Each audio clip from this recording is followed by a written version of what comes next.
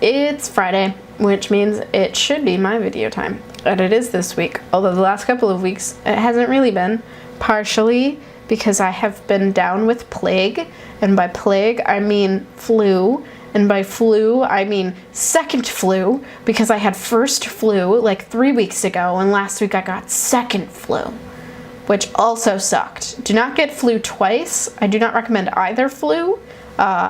Pretty much the worst. So just don't do that if you can avoid it. Just don't. And I got my flu shot this year, so there's really no reason that I should have had both flus. Coming off the back of that, I wanted to talk about one of my favorite genres, and it's not one that I talk about a whole lot on this channel. I made a video last year around this time, I think it was in March, it might have been in April, where I talked about paranormal romance. And next to paranormal romance is my slightly preferred genre of urban fantasy, and I have had people, when I recommend one of these and I say urban fantasy, they go, "Don't you mean paranormal romance?" And I could say, there's elements of that, I guess, but for the most part, the way that you tell the difference between a paranormal romance series and an urban fantasy series is that paranormal romance falls under the umbrella of urban fantasy, but the romance bit in there is because the plot is more romance focused. So if you're going to be reading like a J.R. Ward or a Kresley Cole, those are definitely more on the romance-centered plots, where there are other things going on in the world, and in fact other things going on in the plot of that particular novel, but the actual plot arc that you're following is that of the characters and how they fall in love and the trials and hardships that it takes before they reach that point. When you talk about urban fantasy in general, you're usually just talking about a series that has mythical creatures, gods, fairies, witches, werewolves, vampires in modern times. So something like Charlaine Harris's Southern Vampire series that True Blood was based off of is technically urban fantasy.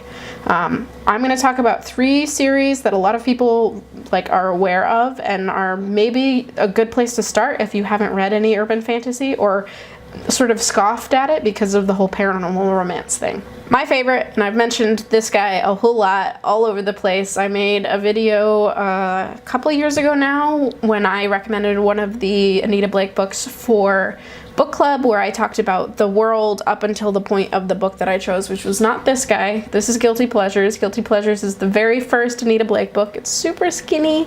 It's a little itty bitty little thing, and there is no actual romance in here. There is a French vampire who would love to romance our protagonist, but no sexy times, no romance plot. This is more of a mystery action-adventure type book. Now, that being said, in this series, eventually romance does happen, and there is quite a bit of sex at the 10, 11, 12 book mark. But now in the 20s, where she is at the moment, I think I just read book 24, book 25, we're back to this sort of core mystery action-adventure type thing that she does really well. So, Laurel K. Hamilton, Guilty Pleasures. This is about a young woman who was born a necromancer. She has the ability to raise zombies from the dead, which she found out when she was very young, and her dog that they had just buried comes out of the ground and comes and lays in bed with her. Decomposing, rotting dog zombie, but there, and she sort of is forced through her religion and her family to try and stifle this, which leads to, in college, one of her college professors who just hung himself walking into her dorm room, and that was very traumatic until she learns how to control it, and actually that is her day or perhaps night job, as zombies must be raised at night. She also happens to be a vampire hunter. At the beginning of this series is more like a mercenary. She gets paid to go after certain vampires or werewolves. As the series goes on, that changes into an actual position in the government as a marshal, a U.S. marshal. On top of all of that, because that wasn't enough, she's also a consultant for the police department in the city that she works in, for the preternatural branch or the supernatural branch, right? They call her because of, one, her expertise because she got a degree in college on all sorts of supernatural creatures and mythologies and things, and 2, because of her link to magic and the whole I can raise zombies type thing. The cops in this and that pervade the stories are actually some of my favorite characters. Definitely worth looking into. So if you're more on the like mystery front, action adventure, lots of violence, lots of gore, something like Laurel K. Hamilton's Guilty Pleasure might be a good place to start. It gets its name from the strip club that the French vampire I mentioned owns, where she has to go and eventually gets a job from him. Next up is the Dresden Files. This is written by Jim Butcher. It is just about as prolific as Laurel K. Hamilton's series is at this point. Jim Butcher actually credits a lot of his ideas for the series and the way that he had the confidence to put it out to Laurel K. Hamilton, who was perhaps the first person to write in this genre, or to be published in this genre per se. There are other stories obviously that had vampires in modern times, like Interview with a Vampire, for instance, but they weren't published as urban fantasy. They didn't have all of these elements together that we really recognize as urban fantasy now. So Jim Butcher credits her with that. This is his take on it. We have a male protagonist this time who is a wizard. Mr. Dresden is very sort of like your quintessential sort of nerdy guy. He has like an awkwardness about him that makes him approachable despite the fact that he has as much power as he has. This is the first book in that series, Stormfront, where we learn about him and his character as well as the world that he lives in. He is sort of on probation, so to speak, with Wizard Council. He did something that the council deems as worthy of punishment. He manages to sneak out of that punishment, but that doesn't mean that he's off the hook. He has these sort of handlers and watchers who keep showing up and finding him.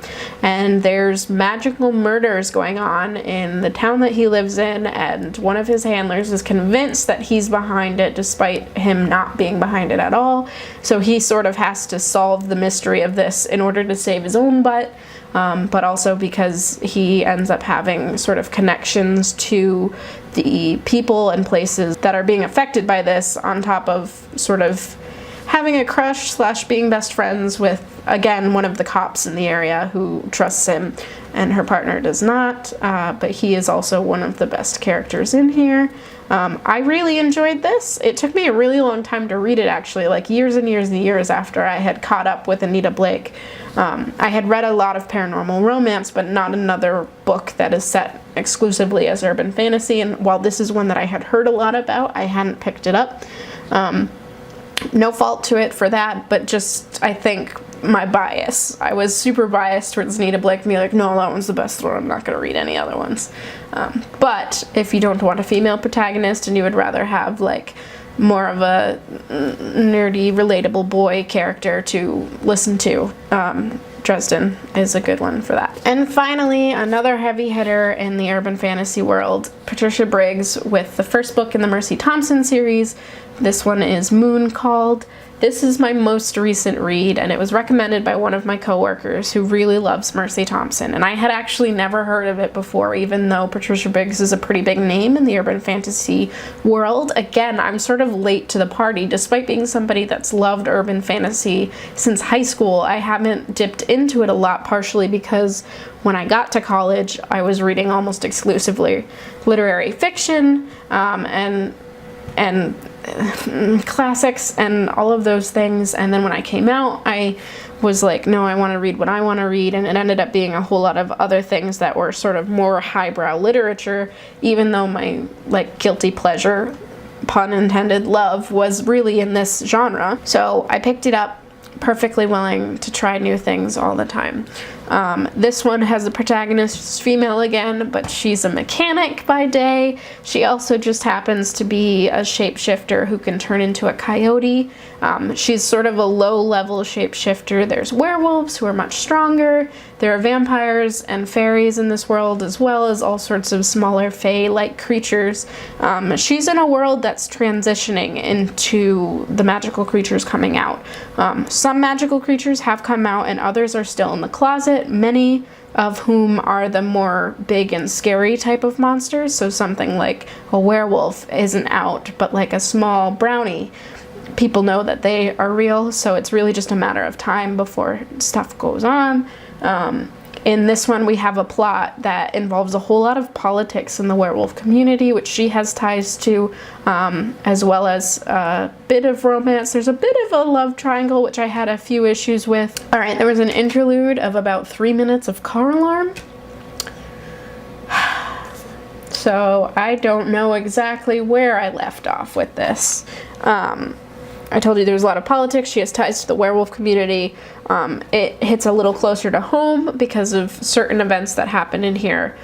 And it has a lot of discussion about this whole idea of like, do the creatures want to come out in public? And is that a good thing or a bad thing for them? Why or why not? And also choosing the sort of person to be the spokesperson for the werewolves as like the ideal werewolf, and like what they do like to help the community, so people don't get freaked out and are like, oh god, what if my doctor's a werewolf and they're gonna come after me? They need to like show the creatures in a good light. So we have a sassy young woman who's good with her hands, does mechanic-y stuff, can sometimes turn into a dog-type creature, and gets sucked into a whole lot of problems that have nothing really to do with her. So that's an interesting one. If you prefer less violence, there's still a little bit of violence, but less violence than the Anita Blake books, or something that's a little bit less mystery focused. It still has a mystery at the core of it, but a little bit less mystery focused and more focused on the politics of worlds like this. Mercy Thompson's a good one to look at. I've only read the first one so far, so I can't really talk about much more than that. I have read 2 of the Dresden File books and all of the Anita Blake books that have been published so far. I'm planning to read more of these. I've already bought the next book in the series. I just have to pick it up and read, and we all know that that's been an issue for Gretchen and I as of late.